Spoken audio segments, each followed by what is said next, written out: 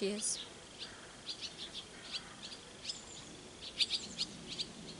Back on the milk.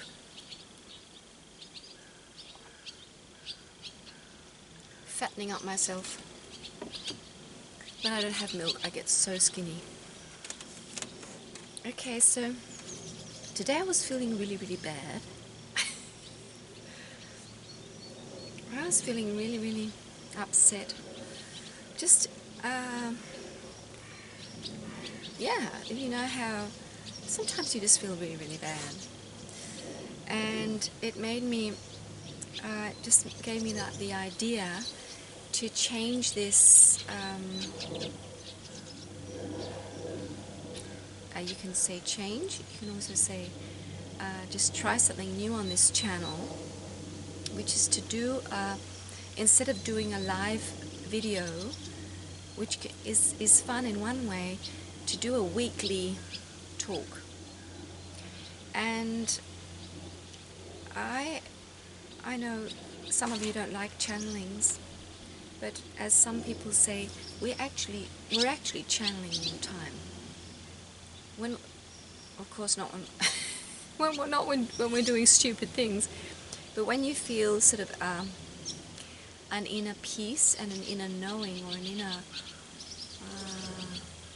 just feel this inner sweetness. Although you might feel really bad in your personality, you're actually channeling from your higher self, because, as I've said before, you're not only your body and your mind and your just this life. You are so much more. And it's very, very, very hard for the old being that we were, this 3D personality. I am a 55-year-old woman living on a farm, blah, blah, blah, blah, blah.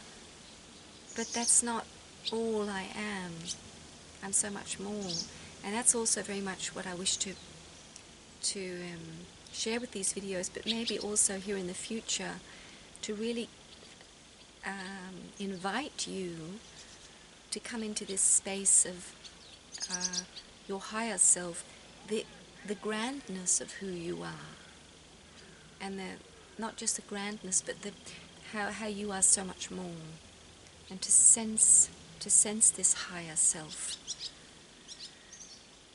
your soul, or not only your soul, it's really this big being you are. And because as I do it, you can do it. We're doing it together. So this is what came to me. Instead of sitting there feeling sorry for myself, why not make a video about how terrible you feel? And look at these swallows. You just have to see them. They're just so beautiful. They're practicing. Ooh, ooh, it's so sweet. Oh, they're so sweet. I think the last lot, whoosh, the last three we had just outside our toilet window, we could see them. The strong ones pushed off the two little ones that weren't strong enough.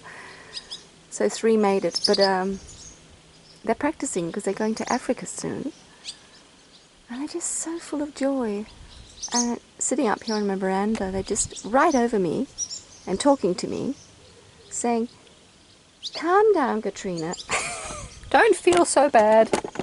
We love you." Or what they're really saying. Well, they are really encouraging me to not feel so sad, because there's nothing really to feel sad about. But what I got so strongly, which I think is it's so important to realize as we're moving into this new way of being, or into this our new self, we're shedding these old layers of pain, and what's so important is to feel the pain. And you don't want to feel the pain. It's uncomfortable to feel the pain. So that's what I got so strongly just now, and that's what I'll share in this video, and we'll see if this is possible to do a weekly talk where I think I'll be channeling. Well, whoever wants to bring some messages through me is doing it, because I'm just a channel. We're all one. It might be one of you who is sending a message through me. So anyway, feeling what we feel. So that came. It's been coming to me the last few days. These very, please don't fall off. These very challenging things that we have in our lives that we think, how can this just keep going on and on and on? This is just unbelievable. This is just completely unbelievable. How can this problem keep going on and on and on? I want it to stop. And what I feel we're being told is that the reason why it's not stopping is because there's more pain for you to feel. And so what we've learned is that when we have a problem, we have to fix it, make it go away, solve it, solve the problem, make it go away. But what is so important right now is to actually just sense, what does this problem make me feel? How do I feel in this problem? And the problem one of the big ones I have, I can tell you how I feel. I feel really, really, really sad, and also angry, really angry, and I feel sorry for myself. And also I feel, what do you call it, feeling not really knowing what is to be. And so it's a real mixture. And really the cure and the solution to this problem is to allow myself to feel those feelings. And it goes so much against the grain of what we've learned. But just lying down, relaxing, and you can't do much. When it's very strong feelings, you just have to not do too much and just focus. You can also meditate, but I think the best is to really lie down and just feel it. Feel that grief, feel that sadness come up, because it is something we've chosen, and we're doing it really for the collective. So when I feel sadness, it's really, I'm pretty sure it's not just my own sadness. Our ego says, oh, this is your problem, and this makes you feel sad. But really, it is the collective sadness, that this problem is just, it's just igniting, or it's just revealing the sadness that's lying there in this big, big, big collective body that we are. And what our job is, which is very uncomfortable, is to just feel the sadness. Feel it. And know that it's going to pass. It is going to pass. It's just very uncomfortable. Because it is not your true nature. But it is through the pain that we come to our true nature. And every time we allow one of these layers to be there, be felt, be experienced, and own them, we go deeper into our fullness. We are, in a way, we're birthing ourselves, our new selves. It's labor pains. So if you're in a problem that you feel just never ever is going to go away, it's just so stupid, just keeps being there, you might be able to use this. And so know that you're not alone, because I'm here too. And I have things too in my life that I think are really, really, really... And that's one of the things I think is I think the worst, is that because I'm such a fixer, which is a very masculine thing, and things won't be fixed. That's very, very irritating. That does really make me, it makes me angry. I can't fix it. And see, that's what the Lord is trying to tell me, that you're not meant to fix it. You're meant to feel what you feel. That's why you have this so-called problem. And the whole thing of knowing, well, what's gonna happen when the problem's solved. Well, you're not gonna know that till you've gone through the pain. So God is not going to say, well, when you do this, you're going to get this. So that's the whole thing of standing on the cliff and feeling, oh my God, I don't know what this is all about. All I'm just being told is to just step out of off this cliff, and I don't know what's going to happen, and to dare to take that step. And for me right now, it's just to feel the sadness, feel the anger, and let it all be. Let it all be. And just feel what I feel. So that was a message I wanted to share. Just have some tea.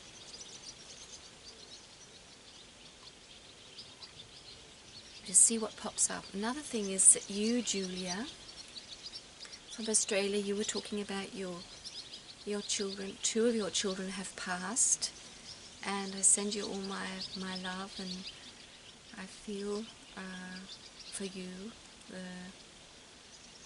what you must feel.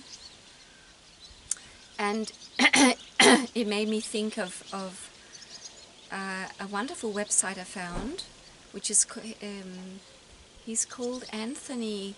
I'll just find him. Just a second. I'll put a link underneath because I can't find him right now. I'm uploading a film. It's busy. The computer's busy. Just have some of my breakfast. Oh, lunch.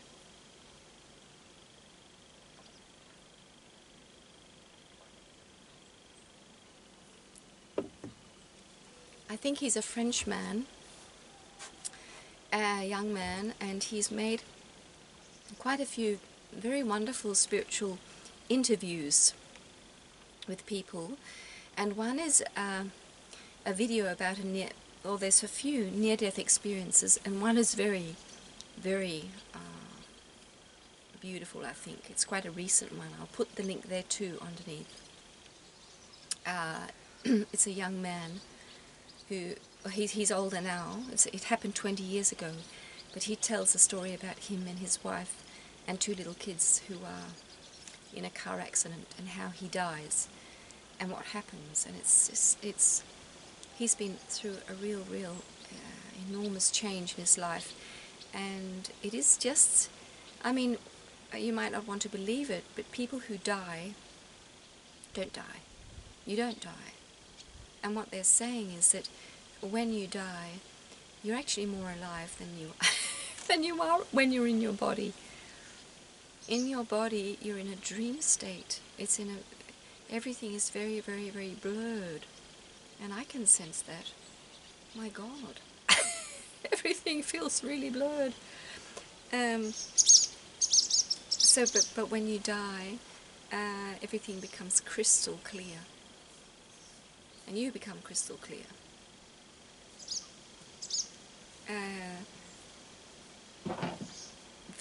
Very powerful. Well, and that's just one thing. You become very present. Of course, all your pain and all the pain from your life is gone, completely gone, and everything is. You feel this deep sense of peace and love. The love that is there when we go home is just indescribable. People just have tears in their eyes talking about it, because it's indescribable. Because you're in God's love. You're completely bathed in the love of God, which is really your true state of being. But as we are in this human form, we keep cutting ourselves off that love. And also, those who have died before us, they're completely present. So you just step into another. It's like opening a door and stepping into a different dimension, and they're all there. So especially children who leave us, sometimes it's because they're gonna live a new life. They're going to come back in a new form, in a new body. Yeah, but often they'll be around us, helping us from the other, from that dimension. It's just so encouraging, I feel. And also, what I think really is wonderful to see is that these near-death experiences, they heal people. They heal them, and they help them return to their true nature, and to just realize how small this life is and how safe they are. That nothing can really go wrong. You can get completely squashed under a car and nothing's wrong because you're still there. You can't, nobody can kill you because you're actually still alive. You just don't have your bodily, your physical form. So how safe you are and how relaxed you can be, because you are this body of life and love. You are a part of it, and you're eternal. You are a part of God's body. So yeah, maybe you want to go and see. You can see those links below if you're interested. And I thought we would read a Gabriel message, which I love, and I have read some of them before. And I'll just pick one, and yeah, I'll just pick one. Number 9. There's 52, so we have for a whole year here. Number 9. Trust in the divine plan, bless it, and bless the divine order inherent in every person and every situation. Dear one, when you trust in the divine plan, you are moving into the universal flow of good. You are acknowledging that there is an underlying energy within all things. This is the energy of God, and it is part of the divine plan for all beings to live in harmony, love, and abundance. You can trust this. When you bless the divine order inherent in every person and every situation, it increases the spiritual energy flowing through whatever you are focusing upon. Blessing brings more love to the person or situation, which brings an immediate improvement. Now there's a little practice. Divine order exists as the underlying truth within all beings and all situations. It is a powerful affirmation for life that can be used as a mantra to remind you of the greater truth within all circumstances. This means repeating the words divine order to settle your mind and to bring you peace. When you don't know what to do, which was me about half an hour ago, claim divine order, and your mind will align with this powerful reality.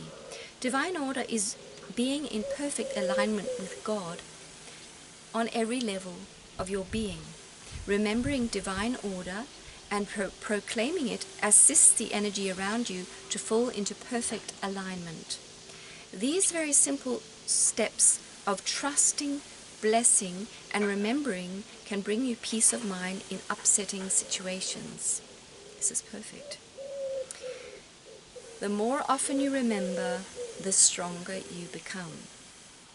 Your inner sense of peace will become unshakable because you have aligned yourself with the ultimate truth at all times. Remember your message from the angels today. Trust in the divine plan. Bless it, and bless the divine order inherent in every person and every situation. So beautiful. the other thing, I was just reminded while I was reading this, the other thing I can share here is the whole thing of loving someone and liking someone, which I think is so powerful, because there's many people we don't like, and really that's natural. And I think as we move into this whole thing of becoming love and being more loving, being more accepting, to allow ourselves to not like someone. Because there's many people you just think are so stupid. They're just, what's going on type of thing. And it's simply because they're in a different, on a different level, and they're doing what's right for them. And what I feel God is saying so strongly, you don't have to like them. And liking someone comes from your mind. Their color, their religion, their job, how they speak, how they walk, how they talk, whatever. All these you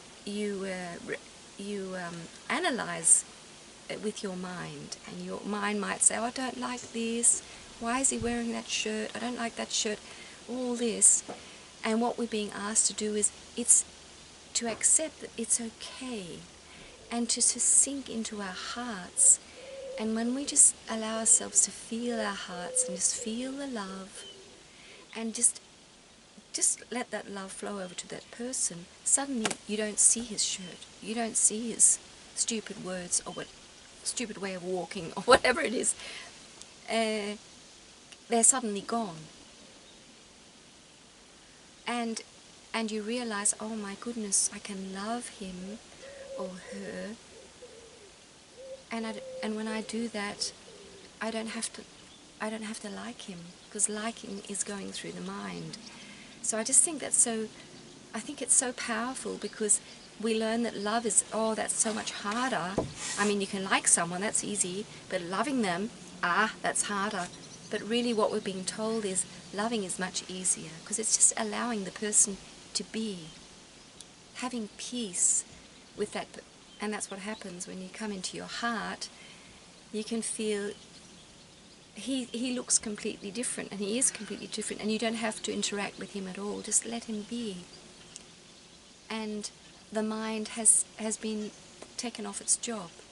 The mind becomes inactive. It doesn't judge him anymore. So I think that's so powerful, to realize that we don't have to like everyone, and we can't like everyone, but we can love everyone, because love is a completely different energy, and it doesn't and you don't need to interact with that person at all. The main thing is that you just you relate to him with your heart. So, and what a relief. What a relief. You don't have to judge them and look at the shirt and the whatever it is. You're taken off that job, which is so strenuous. So, and the people that you will be attracted to, which we'll feel more and more, we will just not naturally be attracted to someone. Oh, that person just seems so attractive. It's just simply the heart. It's just the magnetism of the heart that's bringing us together. And there will be no liking in that either, really, because you just feel the love. And we will be, I'm sure, the more we move on, we'll be drawn towards each other, because we just feel this deep love for each other, and we can't even explain why, maybe. We just feel it. And so we feel we belong. We soul family, or we resonate really well. We don't trigger each other, because we just like this wave in the ocean. We are one wave, and the other waves are over there, and they work well together, and they're wonderful there. So we are one. The people we resonate with and feel really, really good to be around or connected with, is we are the same wave. Or that's just a way of putting it. So I thought that was a really, it's a good one to remind ourselves of. Loving is much easier than liking. So I'm going to end off. I've got a little system going here with a card. It's an angel card from this. It's a spiritual game that was made. I think it was some Californians people,